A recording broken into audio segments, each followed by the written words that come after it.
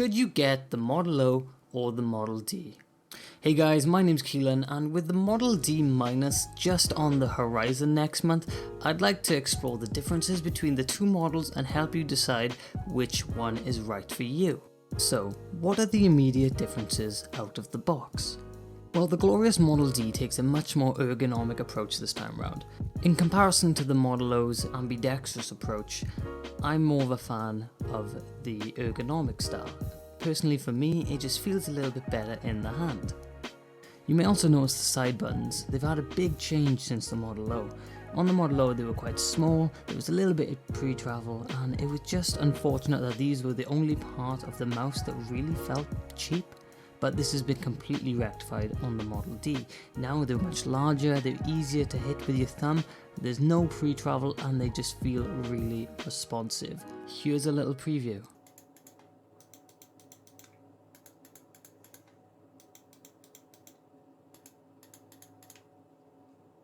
That sounds pretty good to me. If I was going to nitpick, the only thing I could say is the buttons do feel a little bit higher now, which it gives me a bit of a stretch in my thumb, so I'm probably gonna go ahead and pick up the Model D Minus as soon as it launches and use that as my daily driver. In terms of dimensions, the Model D comes in at a complete length of 128mm, 42mm tall at its highest point, 33mm tall at the front. Then in terms of width, it's 61mm at the front, 63mm across its center, and 67mm across its widest point. The Model O is similar in length but sports a bit more of a slimmed down style. It matches the length at 128mm, but is shorter at its highest point of 37.5mm, and only 26mm tall at the front. It also has a slightly thinner waistline, coming in at 59mm at its center point and 66mm at the back. And both mice of course still very lightweight, with the Model D coming in at 68 grams and the Model D Minus coming in at 61 grams. And the Model O coming in at 67 grams and the Model O Minus coming in at 58 grams. All mice are measured without the cable, and it is worth noting that you do gain a gram on any mouse in the glossy edition. The honeycomb cutout once again of course making a return on the glorious Model D to help really keep that weight down, and in my test, this has not affected the structural integrity whatsoever. The Model D feels like a really solid mouse. I'm aware some other YouTubers have claimed some button actuation upon squeezing the Model D. In my tests, I've struggled to get this thing to budge. It is really a solid piece of kit. I feel like I'd have to use a hammer to make this thing flinch. I've also had no issues with my Model O Minus. There is an ever so slight creaking when you squeeze it on the plastic, but nothing too alarming. Both mice feeling very solid, so no matter which one you go with, you can rest assured that each mouse will keep you going for a very long time. So depending on your preference, if you want something a bit more slim in the hand and ambidextrous, the Model O is probably where you should be looking. But if you prefer something a little larger in the hand, grasp the D and never look back.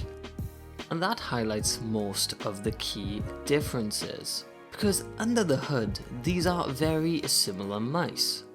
Once again, we see the return of the Pixart 3360 sensor, sporting a 1000Hz polling rate and DPI options up to 12,000, all of which can be switched between on the fly using the DPI button located at the top of the mice. There's not much else that can be said about this sensor. It is the eSports standard and you will not have any issue.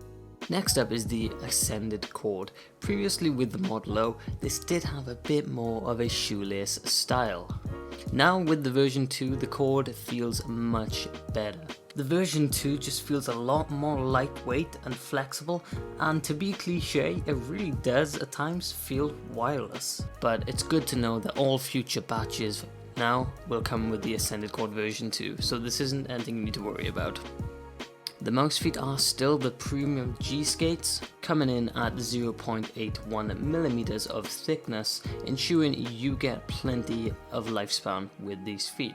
And I will say these do feel incredibly smooth. You will have no issues using these feet on your Model O or your Model D, But in terms of the Model D, Glorious have been generous enough to give you some extra large add-ons should you wish to add that extra glide. And last but not least, you get access to the Omron switches. Now these are some of the best switches on the market, and at this price range, that's really impressive. With a 20 million click durability rating and a sound which is very nice. Take a listen.